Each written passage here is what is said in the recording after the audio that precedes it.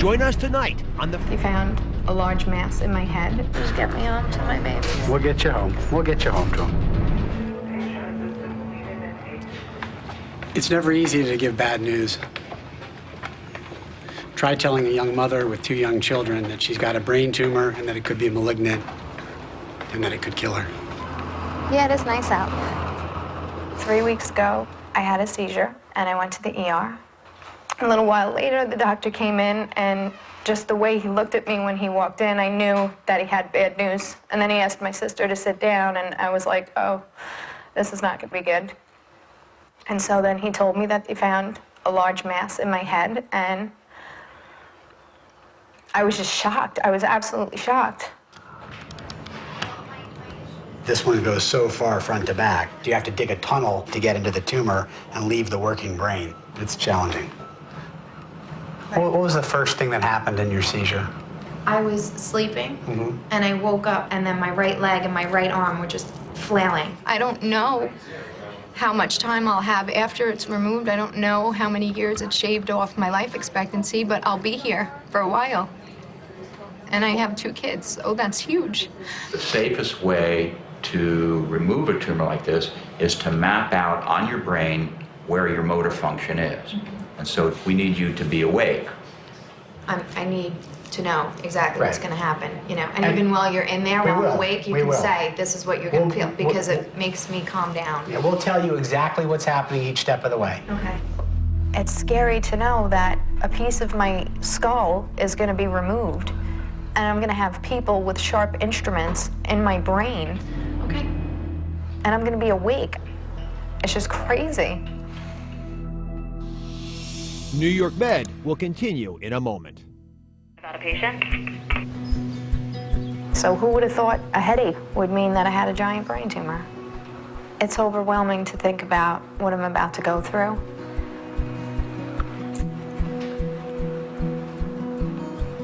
I miss my kids. I haven't seen them in 2 weeks almost.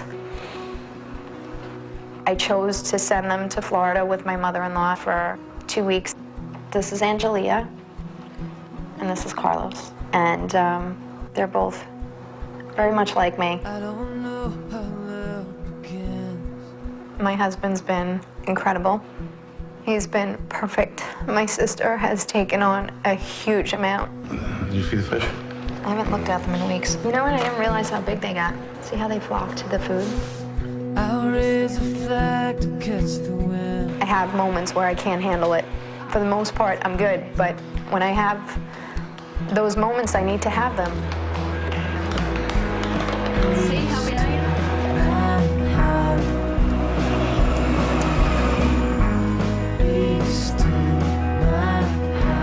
We gotta go this way.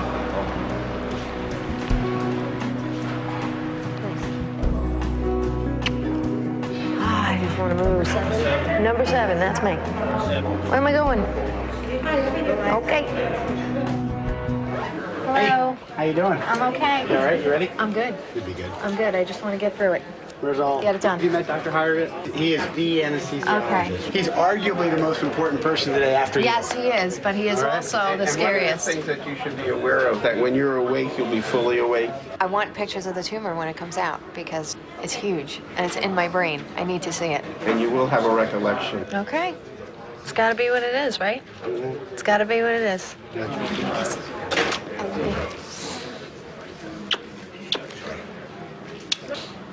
Oh, Get me loose. Let me do like a head frame for you. You're gonna be okay, Luce.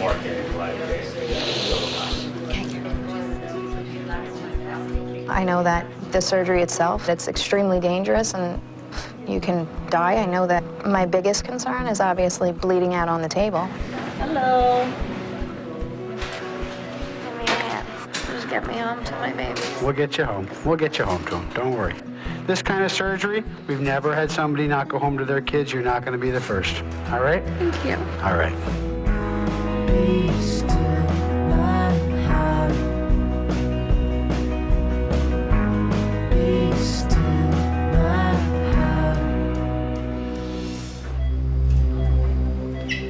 Just relax, okay? You're going to do great. I know, it's hard. Rhonda's tumor is near centers of speech and movement, so we want her to talk and move during the surgery to protect those functions. Rhonda, how are you doing? I feel okay. In just a minute, I'm going to touch the brain with a little bit of electrical current, okay? If you feel anything, you tell us, okay? Watch your elbow on. There. Yeah, okay. All right, that's great. I feel burning in my brain. Did you hear that? Yep, I can hear you. Hey, Chuck. I feel burning in my brain. Why do I feel burning in my brain? That's from the local that Dr. McKhann gave. Hey, Rhonda, we've got a great area to protect your motor, and so we're going to do our best to do that, all right? Okay. This is your brain. This is what holds you together and allows you to function every day. You know, they make one mistake, it could be devastating. There's tumor in here, right there. Have the tumor forceps?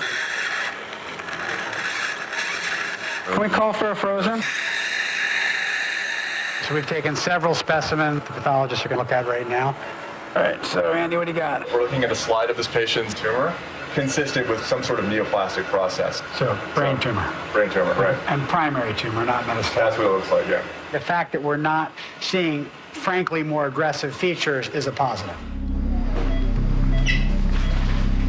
The tumor's nearly out. What we're going to do right now is just stimulate right around the last margin of the tumor. Just want to see how her motor function is at this point. On. Nothing. Go up a little bit, go 3. No movement. If the motor function is affected, then we have to stop the surgery and potentially leave some tumor behind. How much do we want to push? I think we should say thank you and cut our losses. I can't wait for them to come out here and tell me it's all good. Can you feel that? Rhonda, can you feel my hand here? Give my hand a squeeze. This may get better in 12 hours, it may get better in a day, maybe a week, but she should get her motor function back. Again, it's a trade-off between how much tumor we remove and how much function she's likely to get back. It's been 3 days since Rhonda's surgery, and she's doing very well. She is, as expected, having some difficulty with her speech, with being able to say what she wants to say, as well as with initiating movements with her right side. Repeat after me. Say no ifs, ands, or buts.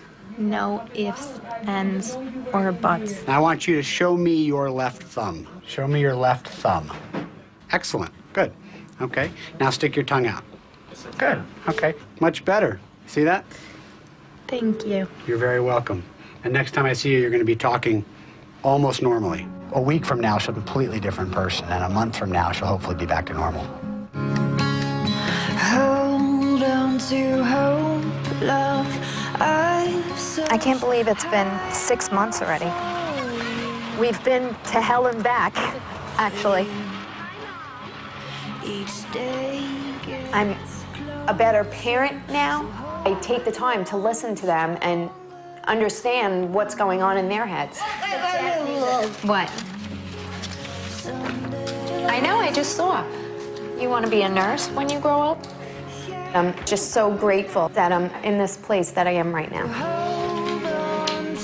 I think I had the best team at New York Presbyterian. Like I said before, there was no other surgeons I would have entrusted my life to. They're just amazing. Everything that happened from diagnosis to being here, it was meant to happen that way. And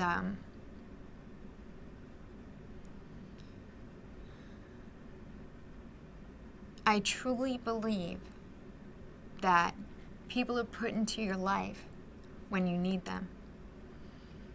And the doctors here, they saved my life. The thought of somebody poking around in your brain is extremely scary. But to put it mildly, I think Dr. Bruce and Dr. McKhann together was the perfect combination. Dr. Bruce is very kind, very caring, and he took the time, as much time as he needed, to answer my every question. Dr. McKhann came in like around the second time I was here. And again, he was kind and caring, and he took the time to answer my questions. And that's what you want in a surgeon, and that's what you want when you know that they'll be inside your head.